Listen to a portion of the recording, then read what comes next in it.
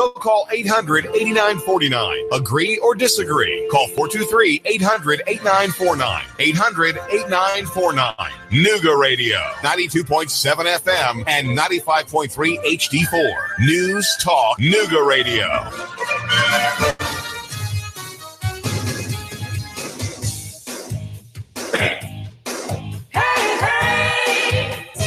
Hey, it's the Cindy's Choice Show. You're listening on 92.7 FM and 95.3 FM HD4. Also, TuneIn Radio. That's an app you can download and listen to Nooga Radio anywhere, anytime. Shoutcast. Also, we are live streaming on YouTube. Hello, YouTube. And on Facebook as well. Doing a little adjustment there on Facebook.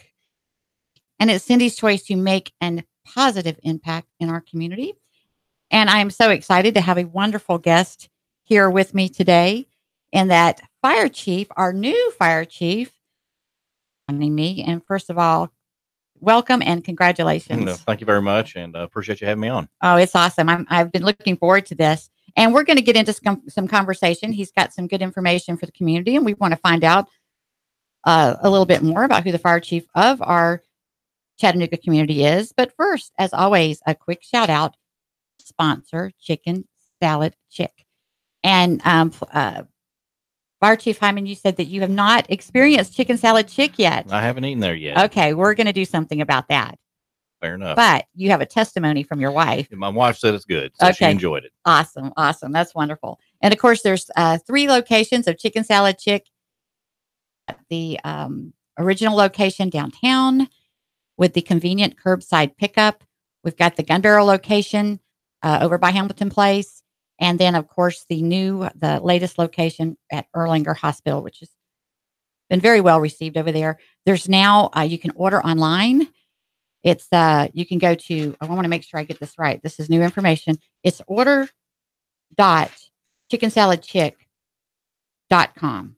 If you go to order.chickensaladchick, I want to make sure I got that right. Yes. Order.chickensaladchick.com. You can actually, makes it so much easier when you're ordering for a group of people, and you can just pick up your order at your after ordering. So check them out. Chicken Salad Chick, Chattanooga.com. Chicken Salad Chick, Chattanooga.com. And another quick shout out to Nova Advisors, one of Cindy's choice for a contingency-based service that helps businesses out. I want to brag on them. This is really amazing. And that they just got a $9,600 tax credit for Chicken Salad Chick because of Chicken Salad Chick hiring a military employee. Businesses, this is a wonderful benefit to you. Nova Advisors can help you out with that at novaadvisors.us. That's novaadvisors.us. Check that out for sure. Now, I want to jump in with our fire chief. And first of all, Chief Hyman, I want to find out a little bit more about you. Yes. And you're a Chattanooga native, right? I am a Chattanooga native. Yes. I've lived here a majority of my life and lived and worked here. I've been with the Chattanooga Fire Department 22 years now. Seen a lot of changes in our department. Oh, I bet. Been involved in a lot of bad things that have happened in our department as well, as far as bad calls that we've been on and seeing some tragedies that happen within our community. So me, like all the firefighters, are extremely passionate about the job that we do, and are very proud of the folks that we have working for us and the job that they do on a daily basis. So it makes me proud to be living in Chattanooga. That's awesome. And I feel so blessed to have a platform to be able to spotlight the selfless service that our first responders provide. And I just want to personally thank you. Thank you. You know, I enjoy having a couple of your guys on here on a regular basis, and I like to help support the 9/11 stair climb and so forth like that. And it's just, I just thank you. I'm so glad that I can understand, not just give them good information that's helpful to the community, but just help them have confidence in who's out there protecting our city. Absolutely. The guys on a daily basis do a wonderful job, and they work hard, and they're, again, like I said, they're passionate about the job. Oh, that's awesome. So tell me, you're a Chattanooga native, right? Yes, ma'am. So you're Red Bank? And I kind of lived in Red Bank. I've lived in a number of places in this area, but Red Bank was kind of my home for a number of years. That's where I graduated high school, as a matter of fact. So what led you to the fire department? What led you to be a first responder? Well, early on, to be honest, it was a kind of selfish means to get in the fire service. I was looking to do something besides sit behind an office desk, which is kind of ironic now. Nothing wrong with that. Exactly. I wanted something that I could give back a little bit more on, and Yes. something that I would get a little bit more value out of working. And that's certainly proven that over the years. So, and that's kind of evolved. What's become more important to me is the serve and the job that we do, but the folks that we work with on a daily basis, the camaraderie that's developed with all the individuals that we work with. You can't trade that anywhere, and that really makes makes the job what it is. Yes, and that's true. I know there's a brother / sisterhood there that it's, and again, that's to the benefit of our community. That bond that you guys have and that mutual commitment, it just makes it that much more powerful of a commitment. Yes, and it does. I just love that. It just, I mean, I get God chills talking about it, and it's powerful. It's important, and that's why I like to spotlight it. And speaking of spotlighting, we got some bragging rights here to do on our city. And one of the things I was excited about is understanding about the recap of ISO public protection class. Yes, we were recently granted the highest rating that we can get as far as our public protection class rating is concerned. It's number 1 in the state, and we are only the 4th department in the state of Tennessee to get this. And we're the largest department in the state of Tennessee to receive this rating. And it's a big deal for us. It's a big deal primarily for business owners and homeowners. Exactly. So it will show reductions in their homeowners and their insurance. And that's what it really boils down to, is those kind of savings that, and they reap the benefits of those savings on their homeowners, and especially for commercial businesses where more money is involved, they really see a reduction in those premiums. And that's what the whole goal was. And that's huge. Like I said, and we're one of the few, our city is one of the few in the state that are up at that level, right? Yes, ma'am.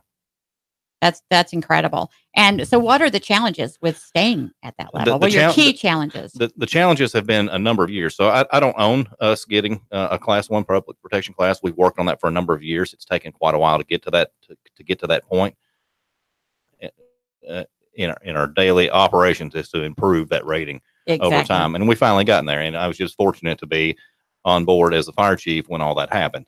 So Chief Adams, Chief Flint, and a number of the fire chiefs in the past that have really pushed this and understood how important it was for our community to get this, really made all the difference in the world. Well, and usually when you have a success like that, it's a collaboration. It is a collaboration. You're right. And it's somebody that realizes they didn't do it. It was a group of people that did it together. So I love hearing about that. And we've touted that quite a bit in a whole bunch of different news releases that we've done. But over the country, there's 46,000 departments that get graded.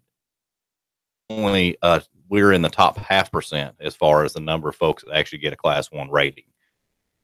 So it makes it that much more. It really kind of paints a broader picture of what other folks are doing in the country, and that our firefighters do a good job on a daily basis. And we couldn't have done it. It also grades our firefighters, but also grades agencies that we work with, from the water companies to the 911 communication center. All those agencies have to help us get to that point. So it's not solely on the fire service. It is a collaboration effort with other departments as well. So exactly. That's exactly. Like you said, the 911, the water department, everybody's got to work together. And, that is really hard to accomplish. I mean, that's why, I work with small businesses, and statistics there show that 40% of businesses make a profit, 30% break even, and 30% are actually losing money. Mm-hmm. So that's why over 80% don't make it over 5 years. So that's what I'm trying to do. I'm creating collaborations with shared marketing for businesses so that we can change those statistics and they can do more together. And then what I love about doing more together, saving more together, having more success together is we can contribute more together. There's so much more we can give back together as well. So that's what the fire department and the 911 and the water department, that's what you guys have succeeded to do. So Absolutely. That's a wonderful example of collaboration. Also, I want to spotlight the new fire apparatuses. And I had to ask you, what are apparatuses? In simple terms, that's a fire truck. And we love fire trucks. Everybody loves fire trucks. Even the kids like fire trucks. But we do have an aging fleet, and in our process of budgeting, we have to replace older apparatus. And we have a number of apparatus that are on the road now that are getting old and are due to be either replaced or put in reserve status. So we've got 2 pumpers coming, hopefully early this spring. And we'll have another aerial truck. How did you refer to them as? Pumpers. Pumpers. Yeah, we have pumpers. We have quints. We have squad trucks. We have a whole number of different types of apparatus. But for the layperson, they all pump water. Right. They all can put fires out, but they do a whole bunch of other ranges of work too, because we do more than just fight fires. There's a whole bunch of other stuff that we do as well. I just can't get over how excited I am about a new fire truck. It is so funny. What happens with the older fireplaces are replaced, or fire trucks are replaced, or what happens there? The 2 pumpers that are coming in will be replacing 2 older apparatus that are at stations that are frontline apparatus that are overdue to be replaced. They'll put those in reserve status. And then the new pumpers will go in those same locations. I hope something real creative gets done with those old trucks. We don't get rid of anything. Exactly. Fire service keeps on to all kinds of stuff. So they won't we'll repurpose them into something like they'll be a reserve status for a number of years. Then we can use them for training vehicles, and eventually they run the life of what they can do. And we have actually 3 older apparatus that we have actually restored. So we have a 1965 model that we restored. It's an open cab, or not an open cab, but it's a straight shift shift apparatus that we use for parades and stuff like that. And then we have a 49 model and a 50 model that are convertibles. So they're old timey fire trucks. So we like to preserve those. It's just part of a tradition. And it's neat to look back and see what firefighters actually had to deal with in those days and those times, and how difficult it was for them. Now today we have air conditioning, heated cabs, enclosed cabs, and it's changed a bunch. Still, it's like, it's such a task, even with those added conveniences. So it's just really, to imagine what they dealt with before is just crazy. Yeah, certainly the job hadn't gotten any easier. That's what I was trying to. The work is still there. That's what I was trying to to communicate, is that it's just and we can't, and we all know, firefighters are heroes, for goodness sakes. When everybody else is running out, they're running in. And, but at the same time, it's really hard to fathom. And that's why I like this opportunity. And today we're just kind of highlighting some things, but I would like to get into deeper with firefighter experiences and so forth. I love those stories of the rescues. There's been a lot of fires lately. We've been extremely busy lately. There's some sad news in there, but there's some really positive, good news too. And I'd love to be able to spotlight and highlight some of those stories at some point as well. Absolutely.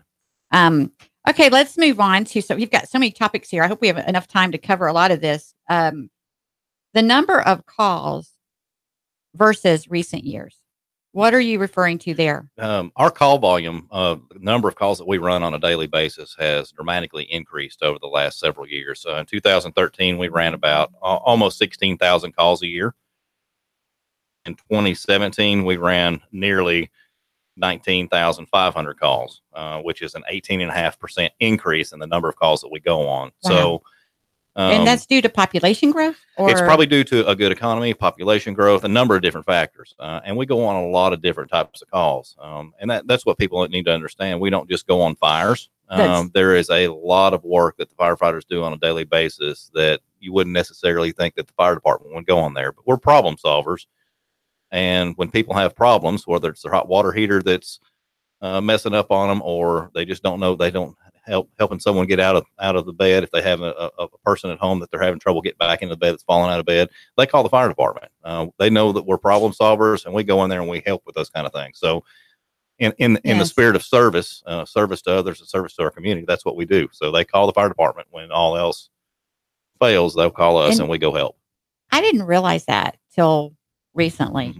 And it was like when Britt and Mark had appeared on the show, that the firefighters are called on every call. Mm-hmm. And I thought, oh, you just think of them responding to fires. And it really just floored me. I was like, oh my goodness, you guys are busy. We definitely stay busy. Definitely stay busy. it's that's amazing. And again, it just makes me want to support your efforts that much more. Thank you. Because it's, you know, when you dial 911, I don't know what percentage of the people, I would think most people have had to dial 911 at some point, but you know, to know that someone's going to respond to your emergency, incredible amount of security. And, to know how hard you guys are working is just like, I want to support and help you however I can. So what else would contribute to that? You said that, okay, population growth.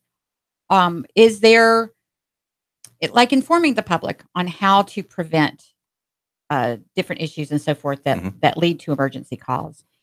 Where do we fall there? Where are places that can be improved? Because that's what I'm trying to do. I'm trying to improve those statistics by helping use my platform to get that kind of information out to people. Where can we help there? Citizens need to understand, we do a smoke detector program in October. Change your batteries, change your smoke detectors. Yes. When we do time change in the clocks, we do it again in the spring to remind folks to change the batteries in their smoke detectors. And to this day, still, we can go into someone's residence that we've had a fire and find a non-working smoke detector, whether they've either forgot to install one or they forgot to put a battery in one and the battery's gone dead. And that's life or death. And a lot of folks think that that's not going to happen to them until it does.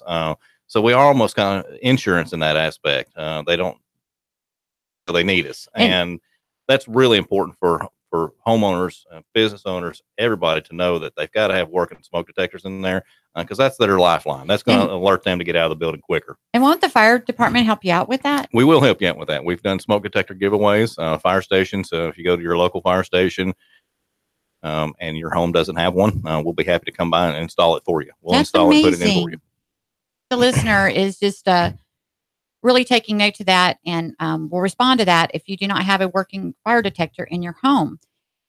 And some other good information I want to add to that, because I had Britt on in October to highlight that sleeping with your door closed.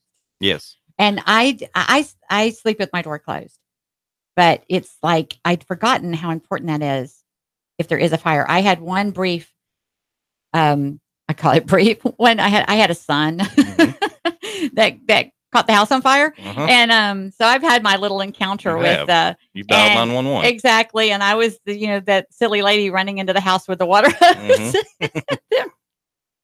When the water hit the bed and that billow of smoke that about it literally sucked every bit of oxygen out and instantly. Yep. And you hear that, but till you honestly, it's not a matter of covering your mouth or breathing deep, or you cannot breathe. And to think that sleeping with your door shut will keep that smoke out as long as possible, so you do have time to assess your situation, make a call, get out a window or something, is very, very important. It's extremely important in today's society, and the amount of plastics and the amount of petroleum-based products that we have in homes now, 50 years ago, are completely different. So with that, fires have changed. In the olden days, or what we call the olden days, when you had a house fire, it had a lot of white, yellowish smoke to it. Today, all those fires are black, thick, billowing smoke, which is indicative of an arson type fire, or a type of fire where petroleums have been used. In today's society, with all the plastics that are in there, those same fires mimic what old arson fires used to do. Oh, wow. So it's all the same. So it's hard to differentiate anymore. So the amount of smoke and the amount of toxins that's in that smoke now is extremely more dangerous than it was 50 years ago. And fires progress a lot more rapidly now. So it's important to... Oh my goodness. Smoke is the number one killer, with all the hydrogen cyanide in it and the carbon monoxide and all the byproducts that are in just smoke alone. That's our number one killer in house fires for an individual. So if we can shut that door, if you sleep with your door shut and you can hear your smoke detector go off, barrier between you and the bad smoke that's in your hallway can mean life or death for you. Yes. Because chances are, if you don't hear your operating smoke detector, the smoke's going to get you before the fire does. You're going to get effects of the smoke well before you ever get anything from the fire. And I guess that's why it's important too to have your fire detector near the. Where do you? We prefer smoke detectors to be on every level of the house. Yes, and near bedrooms, near the sleeping areas, because that's the most time when you're going to notice it. Yes. So. I was checking in my mind where ours are. I'm like, yeah, okay, that's where we've got them. That's perfect. And we're about to run out of time on the first half here, but Fire Chief Philip Hyman is going to hang with me for the second half. We've got lots more to talk about. I hope you'll stay with us here on 92.7 FM Nooga Radio. The Cindy Story Show. You can also hear it on 95.3 FM HD4. That's high definition radio on a lot of the newer vehicles. TuneIn Radio. You can catch Nooga Radio anytime on TuneIn Radio. That's an app you can download on your phone, as well as Shoutcast. YouTube. Hello, YouTube. And Facebook as well. I am Cindy. We're going to take a break, and we'll be back here with you shortly to continue talking about talking with Police Chief Hyman. So stay tuned. Thanks so much.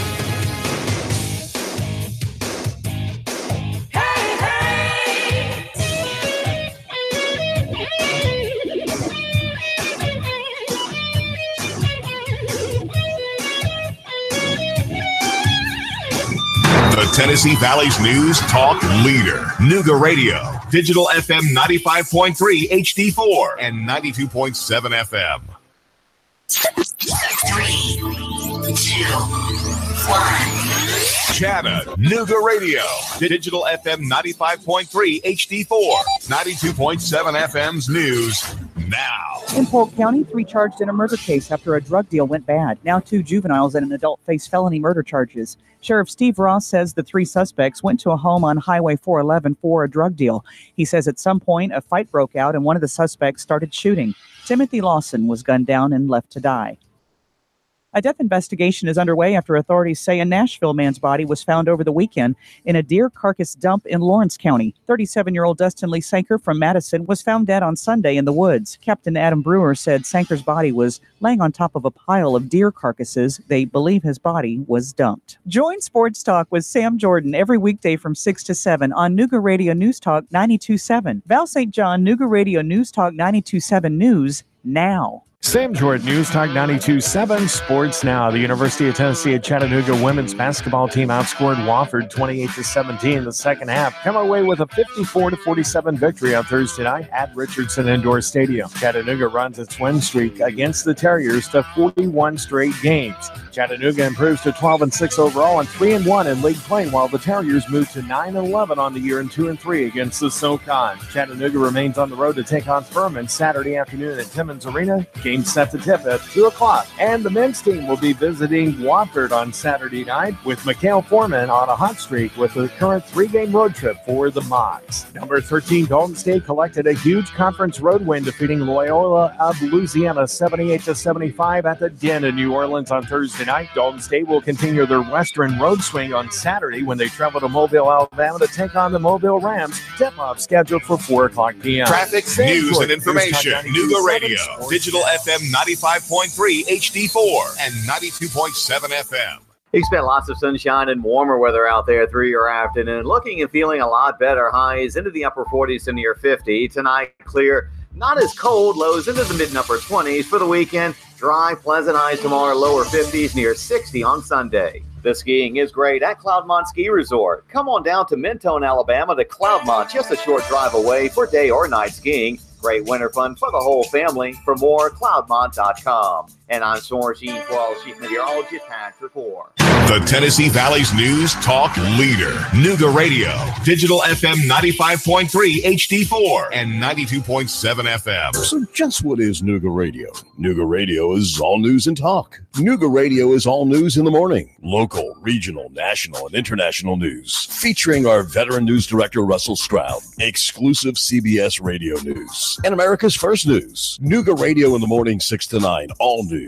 Nooga Radio is in-depth reporting of local news, information, and events that are unique and important to you. Join David Tulis 9 to 11 with coverage that's exclusive. A 25-year media veteran, David Tulis 9 to 11. Nooga Radio is all local news from noon to 1, and Bloomberg reports 1 to 3. Nooga Radio is Sean Hannity, 3 to 6 weekdays. Sports Talk with Sam Jordan at 6, and Clutch with Keon Rose at 7. Nooga Radio is Alex Jones, Ground Zero and Coast to Coast AM at night. Plus up-to-the-minute traffic and weather. Nooga Radio is NASCAR on the weekends. Nooga Radio is what's important to you in Chattanooga. Nooga Radio is Chattanooga Radio. Yeah, that's Nooga Radio. Goss Insurance. Yes, we are local. And no, we don't have an 800 number. In fact, our mobile numbers are on our business cards. We live, work, play, and worship in Chattanooga, and we would love to help with your insurance. Business, auto, home, life insurance. Call now, save money. Call Goss Insurance for all your insurance needs.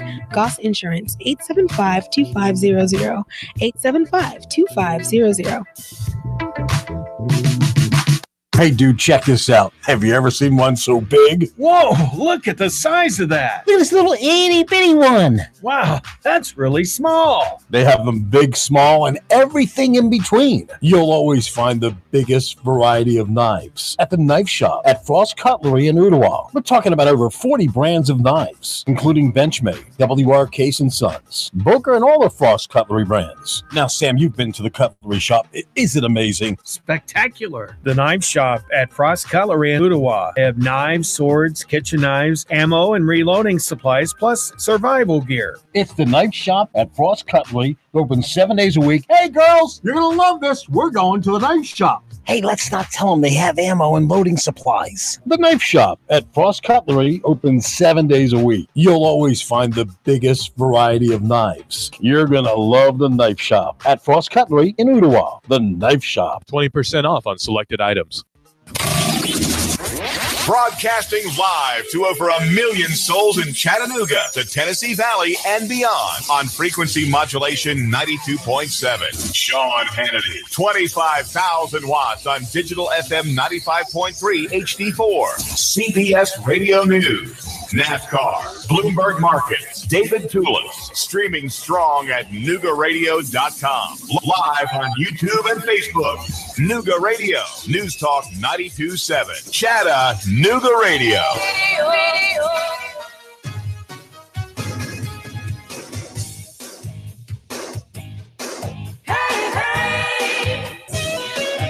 Hey, we're back. It's the Cindy's Toy Show. You're listening live on 92.7 FM, 95.3 FM HD4. You're listening on, possibly on the TuneIn Radio app, Shoutcast, YouTube. Hello, YouTube. We're back. Uh-oh. I've got a little thing going on there with my hair. I don't ever look. So at the end of the day, I look and go, oh, shoot, I should have fixed that. And I'm about to tune us in on Facebook. Let's see if Facebook's going to work. It didn't work with us on the first half of the show. But I am Cindy, and it's Cindy's choice to make a positive impact in our community. I'm doing that today with our new Fire Chief, Hyman, here in Chattanooga, Tennessee. Again, I congratulated you in the first half. I want to congratulate you again. Thank you again. For the position as our new Fire Chief here in Chattanooga. And thank you again for your selfless service. Thank you. You're very much appreciated. And I'm really appreciating the great information that you're sharing with us here today. Quick shout out to our sponsors, Chicken Salad Chick, Chicken Salad Chick, Chattanooga.com, Chicken Salad Chick, Chattanooga.com. Now you can actually go to order.chickensaladchick and order online, order.chickensaladchick.com, and order online, and then be prepared just to run pick it up. Isn't that awesome? And Fire Chief Hyman did confess to me that he has not had Chicken Salad Chick. I think he's a very brave soul. I've been called out now. I'm going. So we're gonna take care of that here really quick. But he did state the fact that his wife has had it, and she really, really likes Chicken Salad Chick. Yes. And that's what you'll find out is people either haven't had it or they love it. It's an awesome catering option with 12 different varieties of chicken salad. There's sandwiches, there's side salads, there's green salads, there's pimento cheese, there's spicy pimento cheese. Something for everyone at Chicken Salad Chick. Chicken Salad Chick, Chattanooga. Out for sure. Quick shout out to Nova Advisors. Fire Chief Hyman, they're another one of the Cindy's Choice preferred vendors. And I want to brag on them because they just helped Chicken Salad Chick earn I want to get this right. I just told you the amount, a $9,600 tax credit. I want you to listen to this, business owners. A $9,600 tax credit on one military employee. Out. You can check in with me at Cindy at cindyschoice.com. I can get you more information, Cindy at cindyschoice.com, or go directly to their website, novaadvisors.us. That's novaadvisors.us. And now I want to jump right back in with, we were on a roll there talking about the in-home safety. We were talking about the importance of the fire detector, of keeping our doors shut.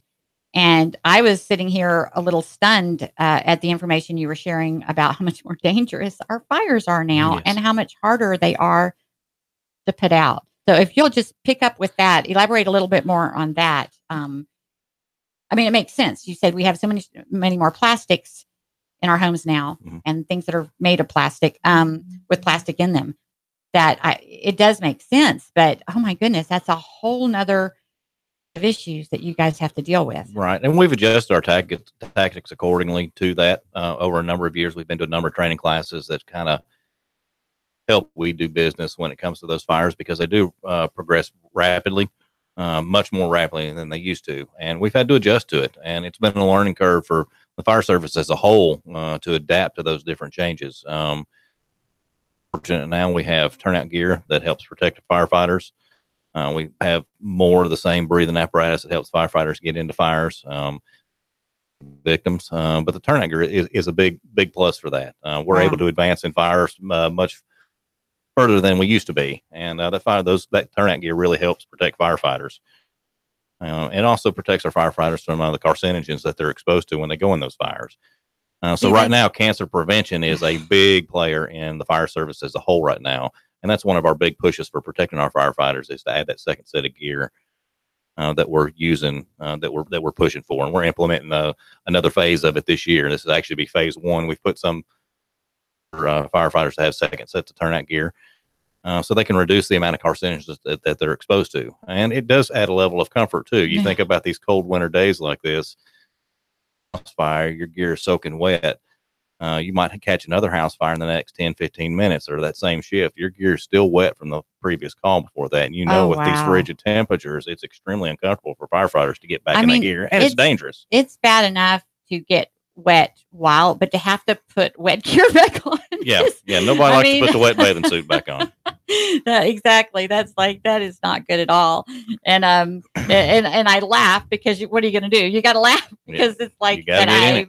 I'm really very glad that's being addressed, and that I'm hopeful that can change quickly, because we definitely, I don't want to use the term easier, make it easier on the guys, because it's not an easy job, but anything we can do to ease some of that burden. Yeah, it's not necessarily making it easier. It's actually protecting them better and protecting them like we're supposed to. And we've been fortunate. City Council's approved a number of purchases for us to do that. The mayor's direction has been for us to protect our firefighters, and we've gotten a lot of support to make sure that happens. So over the next number of years, we're replacing gear and making sure that everybody has those second sets. And we're taking precautions of our own internally about changing hoods out and changing gloves out more frequently, getting firefighters back to the station so they can get cleaned up. And reduce those amount of carcinogens, because a lot of times those carcinogens will transfer back home if we don't get them cleaned up. And the last thing we want to do is contaminate family members with some of the bad stuff that they're exposed to on a daily basis. Oh my goodness, there's just this is so involved, and I'm really enjoying getting this insight and getting a better understanding of what's going on, and then getting that confidence in knowing that all these things are getting addressed. And we talk about collaboration, and you mentioned our city council, and I've had a couple of the council people on. I was honored to have Councilman Ledford on and Councilman Oglesby, and to come back on, along with, I told you, Police Chief Roddy's going to be coming back. That's a great example of collaboration. We have a really, really great council right now, working really great together, and I love the opportunity to brag on them.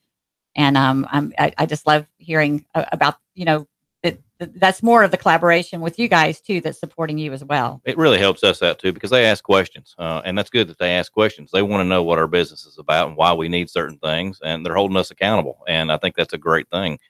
And the fact that they're asking questions really sends a big, clear message that they do really care. And I think that's extremely important for everybody to know. That's exactly, I was going to say, yes. And that you just demonstrated to me that to know they're asking questions is that, well, they care. That's what it takes. And you appreciating that shows that you care, and that you're not afraid of the accountability, because you're doing the best you can do to do the job right. So it's all good. It's yay. Also, I wanted to touch on something. This really wasn't in our notes, but I wanted to bring this up because this is coming up in the news a lot. I've had a lot of people talking to me about focusing on this on the show, and I have that on the works. But I wanted to just briefly touch on the opiates, if I'm saying that correctly. I know that is epidemic. Been familiar with that a little bit from the past. I share my experience here on the air at times. I ended up through some years of kind of gypsy living, homelessness, and actually living on the streets of Chattanooga. I was homeless the summer of 2015. And it was because of physical illness and not having a healthy network of support. Right. And I had to be on pain medication for a while, and I was absolutely paranoid.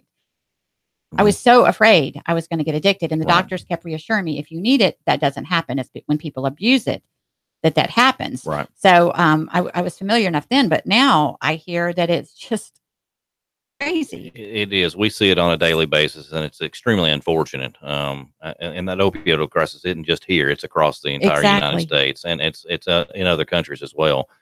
But we carry drugs on our truck now that we can actually administer to somebody that's in an overdose mode, and try to bring them back. The police department carries them, the fire department carries them, Hamilton County EMS carries it. It's a Narcan is basically what it is, and it helps bring those folks back. And we have used a number of those doses of Narcan over the last couple of years. It's just phenomenal that once the epidemic hit, how frequently we're actually using those to bring people back, and the unfortunate place that a lot of those individuals are dealing with those kind of issues. Exactly. Because that, again, that's a lot. It brings me back to the homelessness topic, because that is a lot of the reason for homelessness. Drug addiction, but also mental illness. Right. And so it all relates, because people start getting medication for mental illness, which leads to addictions, or, they go through an accident, and then that leads to, not like they really wanted that, or they just got kind of pulled into that. All kinds of cycles that are hard to break. Exactly. So that's why, like I share with people, I sure didn't go homeless on purpose, but there was great purpose in it because I helped to serve the homeless community. But actually dealing with it firsthand, I have so much better of an understanding how people end up there, and it all ties in together. It's just like I said, it's a lot of these people that you guys are rescuing are probably homeless or on the verge of it. Because, I mean, of course they are, because but that's exactly where that's going to lead, if not. So again, that's I'll probably have another show. I've got a lot of people wanting to talk about that, but I'm not about controversy on my show. I'm about kind of general information. I'm not like, I don't ask the hard questions. That's not my role. It's not that I'm not afraid to. I'm about offering information to the community so they will dig deeper. But there's this particular topic. There are some people really wanting to help bring attention to that, and I'm being careful there, but I am going to probably focus on that. It's an epidemic; it needs to be addressed. Exactly. I'm the whole radio gig. I'm about 6 months into radio, so I'm kind of getting. You know what I'm saying? I'm like, all right, I got to feel this out and see the best way to manage and handle some of these things. And my natural personality, I'm a Pollyanna. I focus on the positive. I love everybody. So that's kind of where I'm starting, looking out and thinking, well, maybe I can ask some questions, but there's a lot of research involved when you ask questions, and that takes time. Right. And that's why we have full-time journalists, and I'm not a full-time journalist. So I'm just somebody like trying to use their platform to help. You're doing good. You're doing good. Yay. And I love helping the people that serve our community. And that's our fire department for sure. Some other, something else I wanted to talk about was overall plan for station number 5, station number 11, and station number 9. What are you guys doing there? Yeah, we're actually opening up Station 5, hopefully here in the early spring. We're actually working with the McClellan Foundation to repurpose the old Station 5 so that La Paz can use it. Okay, so where when you say McClellan, is this an existing station that's reopening? It's an existing station that we're replacing. We're building a new station right beside it, and the old station, we had plans to tear it down, but the La Paz Community Park really felt that it was something that they could use. So the McClellan Foundation, which is a wonderful foundation, jumped in and says, we'll take care of that building. We just need a little time to get it right so we can repurpose it and use it and let La Paz have it. So we agreed to do that from the fire department and partnership, just like we talked about more collaboration earlier, to make sure that happens. So we're looking at opening up our new Station 5, hopefully in early spring. And one of those new fire apparatus that we're getting that we talked about earlier will be going to one of those stations. Awesome. I'll be eager to get some updates, because I want to have you back in a couple of months and have some regular updates, so that it'll be interesting to hear about the progress with those new stations. And also 2017, let's talk about the year as a whole. So what is like the average amount of deaths, like per capita here, or per capita, I guess, with other cities maybe, or what? Just briefly tell me about that. Every fire death to us and the fire service is extremely important and extremely avoidable, and extremely something that we take a lot of passion in. And any fire death to talk about, quite honestly. It is hard to talk about. And we talk about them in statistics like that, but for the folks that go to those fires, the firefighters that respond to those fires and see those folks in that kind of condition, it's extremely rough on the firefighters, which can cause some PTSD problems and stuff that they see on a daily basis.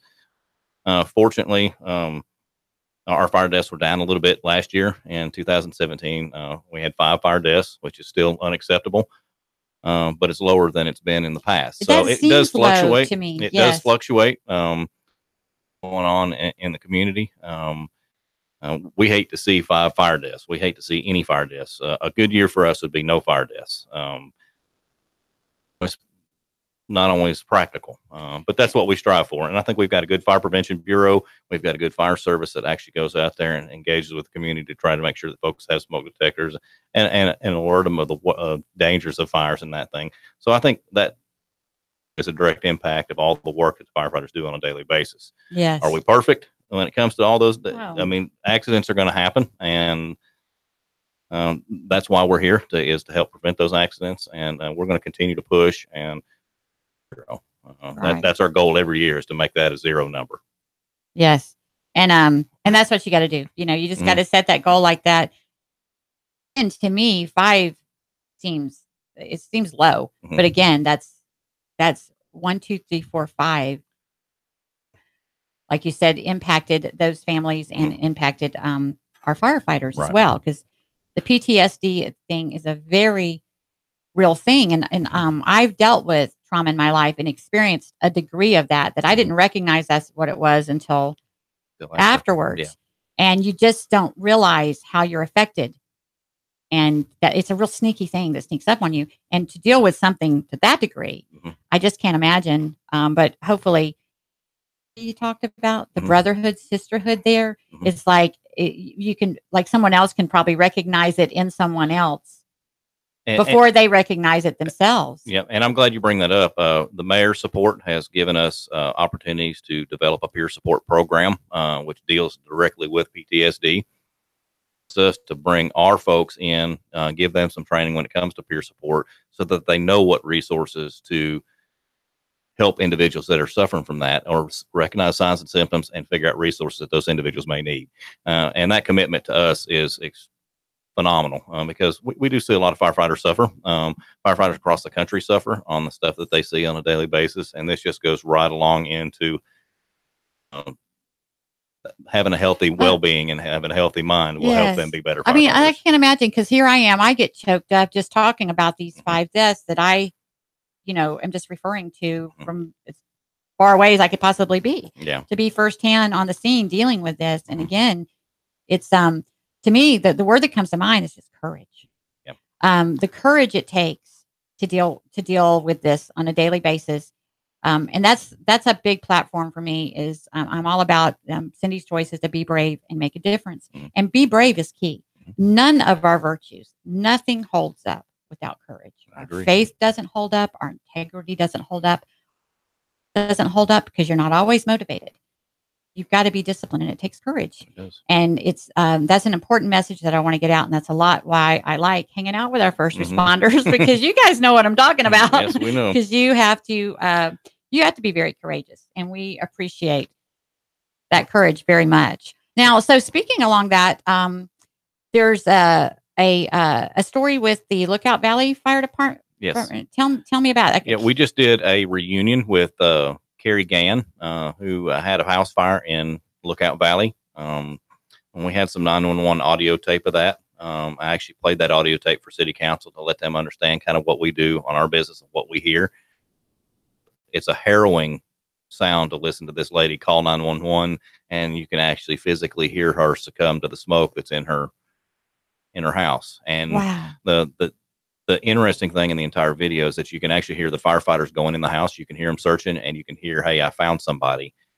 And you can actually hear them dragging her out. And when they drug her out, it didn't look hopeful for her. And so in just a matter of seconds made the difference for them. They were able to find her, get her out of the house. And here just a couple months ago, we did a reunion with her where she came by the fire station to meet the firefighters that rescued her. And it emotionally affected her. It emotionally affected the firefighters there. It emotionally affected the dispatcher that took the dispatch call, which I think was a big deal. Wow. And even the EMS crew that had to transport the lady. So it touched a lot of lives in that aspect. And that was a big, bright win for us, for those individuals to work so hard and to have her come back and meet the firefighters. It's amazing. Was phenomenal. It's just amazing. And that's what I'm about, is touching lives. And I want to, talk to you, continue a conversation with you. I'd love to spotlight her and share that audio with our listeners. And I'll coordinate that with you. Absolutely. After the show, because that is powerful. And again, it is about, that will touch people.